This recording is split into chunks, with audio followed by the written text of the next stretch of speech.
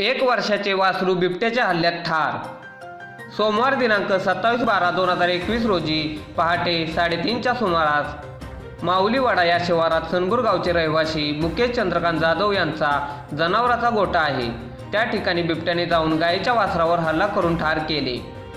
सकाळी 6 वाजता मुकेश चारा पाणी घेऊन गेला असता त्यास गायीचे वासरू मृत अवस्थेत दिसले।